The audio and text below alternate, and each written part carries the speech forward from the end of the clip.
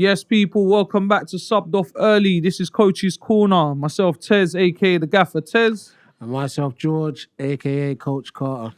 Yes, George. So today, we're going to be asking, what are your feelings about players playing up a year? Oof. So grassroots players playing up a year, or any players playing up a year? Is that So- them or the teams? Both. Both. So players and teams playing up. So what do we start with? I think players Players. maybe, yeah. What do you think?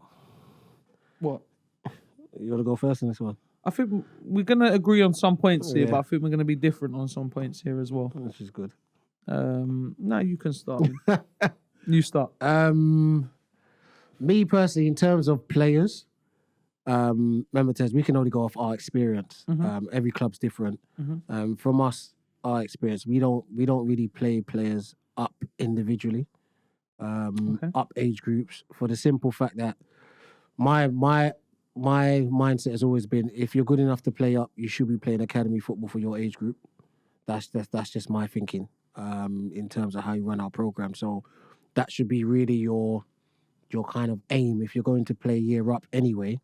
Because obviously most of our teams, we've already got allocated numbers of players anyway. So it's not like there's any gaps within the squad that we can bring up players anyway. So my aim is always, when any parent or kid asks me down the years, playing up a year, and okay, well, if you're good enough to play up a year, then you should be good enough to go and play your age group at academy football.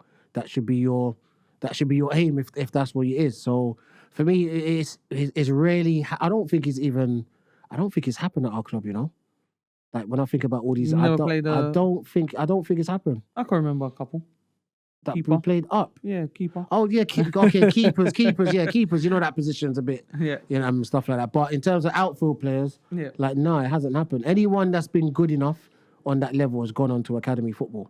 So, which I think is the next level up. It's not necessarily the next age group up. That's the next level up for that age group and stuff like that. But like I said, it's only through people's own experiences and stuff. You talk to other clubs, they were like, George, no, that's not how we run it, or this, that, and the other. Or your club might be different as well. But for us lot, playing a year up, if you're good enough to play a year up in our club, then you're supposed to be good enough to be playing academy football for your own age group, and that should be the next level up for you, and whatnot. So that's what it is from our experience anyway. Okay. What about you?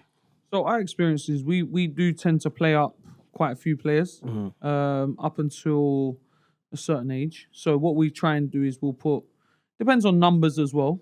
So some of them will play up, and then we'll break away them 4 or 5 players who've got the experience in the squad, and then we'll break them off into their right age.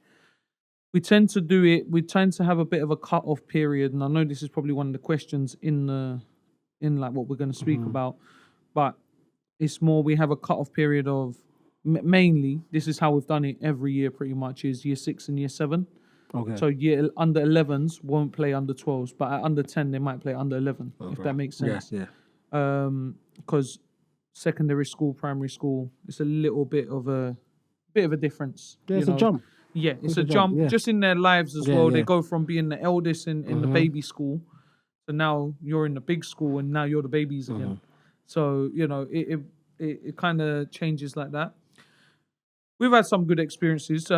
Sometimes I like playing them a year up. Not all the time. Sometimes I might give a couple of players a little go to play a year up just because they can get a bit of experience, or it depends on the level of their team and the opponents that they're facing as well, week in, week out. So sometimes I might say to, I don't know, again, my experience, more older players, so I might say to under 14, go play with the under 15s this week. You're registered, so go and play.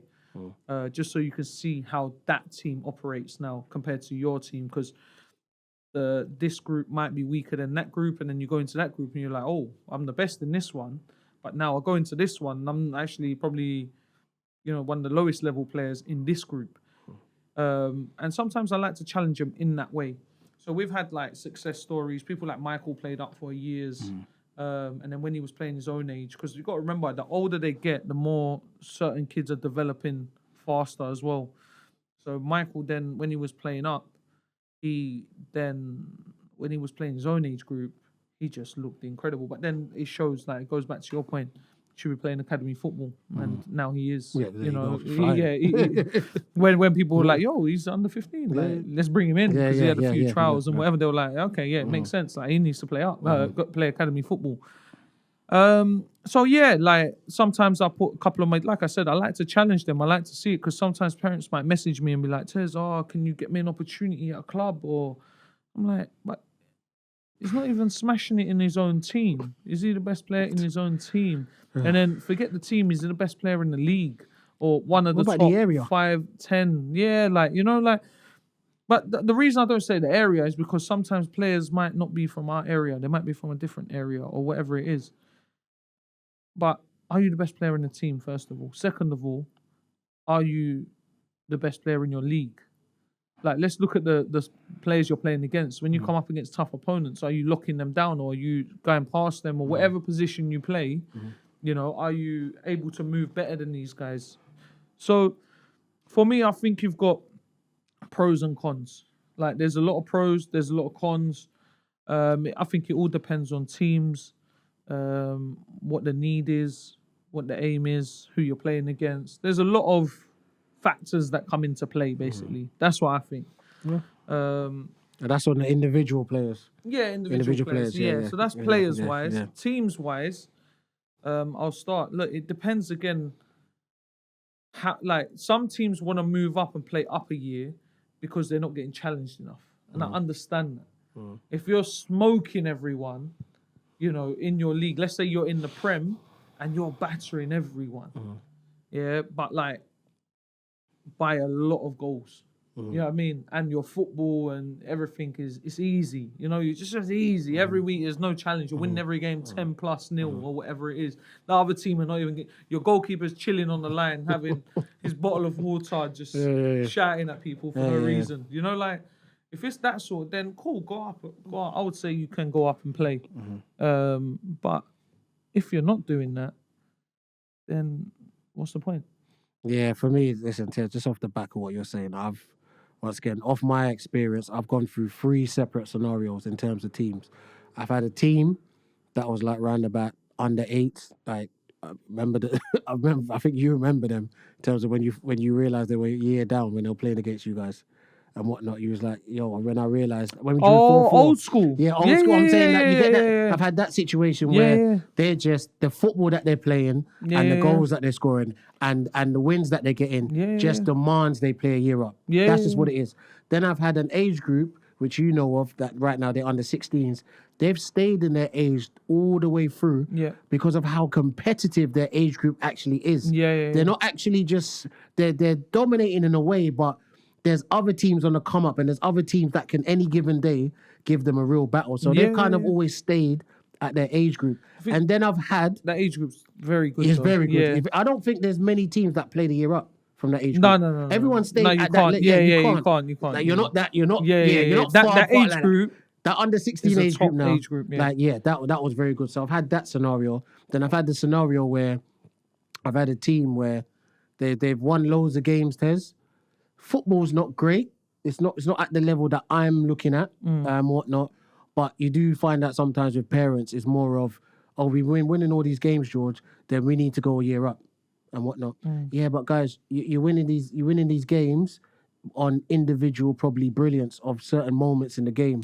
There's the team football that we want to play is not there. The intensity off the ball is not necessarily at the level yet to just be saying, but because obviously sometimes with parents on the sideline, we won this game, we won that game, we won that game, we won that game. So George, don't you think we should be going a year up? No, because I look at the bigger picture and whatnot. And once again, it will come back to my point where I let them know, if you are that good in your age group, your next level up should be academy football. Are you near academy football? No, we are not. So let's just relax. Let's keep developing. Because for me, Tez, I look at, when I have matches, I look at different criteria.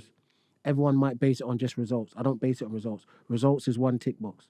Then performance, tick box. Team play, tick box. How do we do in the final third? Tick box. How do we do in the middle third? Tick box. How do we do in our defensive third?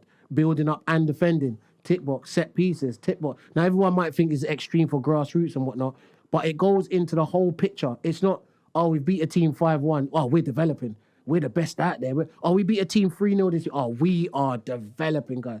Guys, you can win and not develop.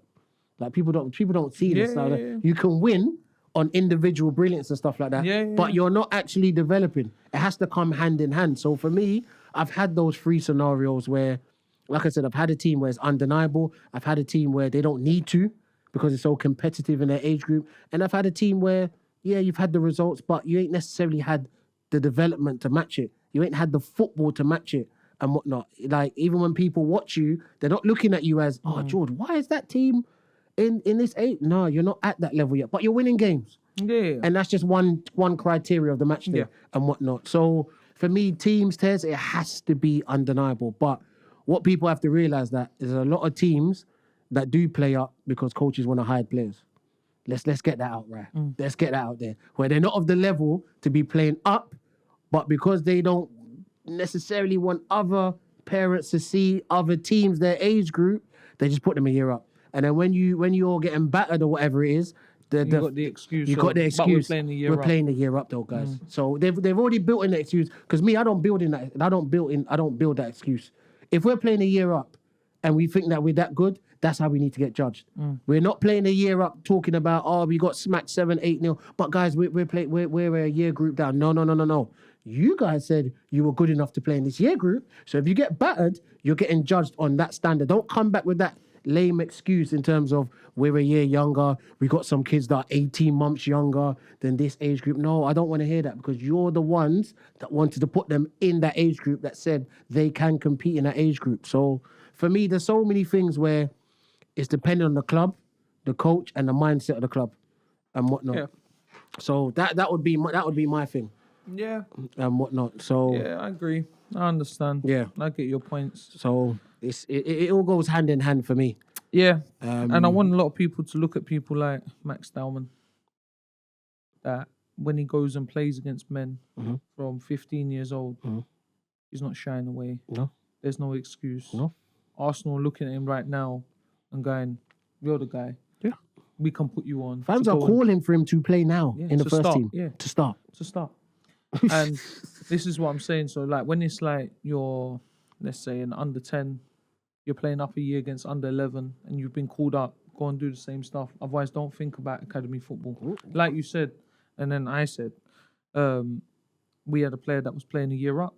Guess what happened? He got signed because he was performing week in, week out. And then when people understood, they were like, what? He's 15, not under 16 or 14, not under 15. Or they're like, whoa, okay.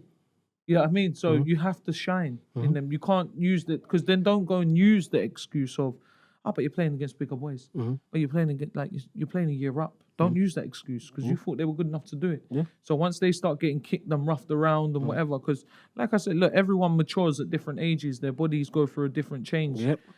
And like I said, with me, I like to cut it kind of at that stage of year 7 and year 6. We've never done it. We'll see what happens depending on players next year. It could be the first year that we actually do mix it. The two, yeah, mix the two, but we tend not to.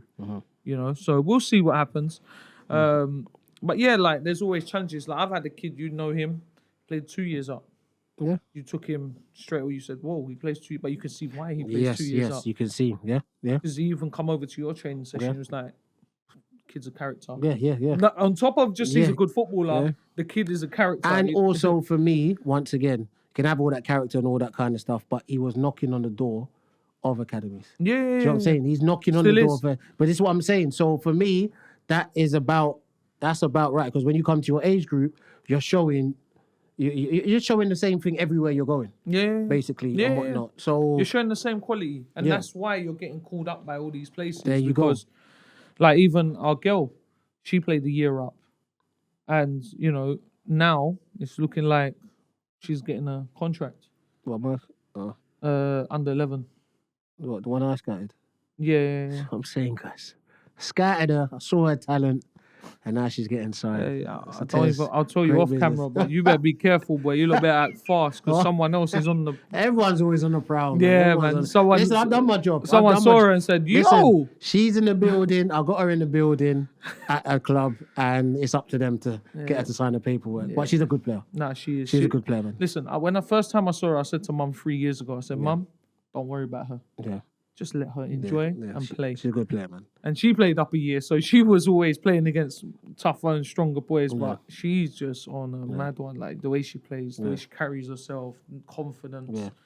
Yeah, but Tez, listen, it comes back to our thing where we just said it's about the circumstances, it's about the club, it's about the mentality. There's some, like you said, there's some pros where, like you said, with you, it's good to mix in certain age groups to get the experience and do the stuff where they're at. Yeah, and also I want to add to that is that you see the ones that have been playing up. So then when all the other ones come and join them and we make that team, we're looking at them like, you're the leaders, by the way. Yeah. You know what I mean? You lot have had the year of playing up or 2 years of playing up or whatever. Now these guys are coming. You lot, all the captains and leaders. But Tez, that's another thing as well. Like you said about Max Dowman playing the same way wherever he goes. You've got some kids out there that have done the whole year up stuff. They come back to their year group and you're still middle of the pack. Yeah. That's not good enough. No. At the end of the day. That's for me, that is not good enough. And whatnot. And you got to keep it real with the player. That listen, if you've had a chance to play a year up and you're going to your age group, You've got to be dominating. You got to be dominating consistently every single week. Obviously, you're going to have weeks where you're off. Of course, But on the most part, people need to be looking at you like, you can see he's experienced. But if you're fitting in the middle of the pack, like, come on, man. Like, it's just, like I said, it's all different circumstances for me. But that whole narrative of people playing up and thinking, but we're playing up. Yeah, but guys, is that aiding your development, though? Yeah, and there's something that you said as well, like certain teams, and let's be real, guys, yeah? If we're really going to be real, majority of teams that are good is through individual brilliance. Yeah. Like, majority of teams. Like, only when you get a bit older, them individual brilliance will still get you out of trouble here and there, but everyone has to be doing their job. Yeah. At 9, 10 years old, you might have the special, or 8, 7, whatever it is, you might have the special little talent in your team. Like, my son John over here is incredible. He's a good player, but then you've got, I don't know, Jimmy over here, who's unbelievable, who's knocking at the door, but he's the one that's actually getting you through these games. You're doing all right in the team. You might not be a bad player, but you're doing all right. But Jimmy's the one, and then when Jimmy leaves, are you stepping up? Yeah, and taking his position? Because that's when you see a lot of people like, we're getting a bit weak now. You know, like you always have that other side of, I might have to find a new club. Like this team's so and so's left. So so are you gonna step up? That's the whole point. Yeah, that's why it's a team game. Are you They're gone now. They've gone to the level. So now it's your time. Now it's your time. Because Jimmy was doing all the work. Where's John? Where's Johnny? This is what I'm saying. Listen, and it always goes back to the mentality. Whether it's a parent, team, coach, player, it doesn't matter. It goes back to mentality. Guys, everything is about mentality. That is just what it is. That every time we speak about something, it comes back to it's the mentality. Yeah, that's what it is. Accountability, responsibility. It's all there, man. It's all there. Man. So that was good, man. That was good explanation on the pros and cons of it as well. And whatnot, which is both sides. You got to have both sides, and it works, it doesn't work, whatever. So guys, let us know if it works for you, what it doesn't work for you. Parents, if you're in the comments, let us know what's good about it, what's not. If, whatever. Just put in whatever you lot think. Guys, just make sure that it's helping you. That's what it is, individually and as a team. Don't just think that, just winning games or just think that we just, I'm the top.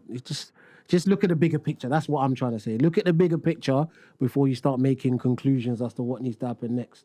And go from there. So, man, guys. Hope you enjoyed Coach's Corner. Yeah, man. Coach's Corner. See you next week. Nice one. Peace.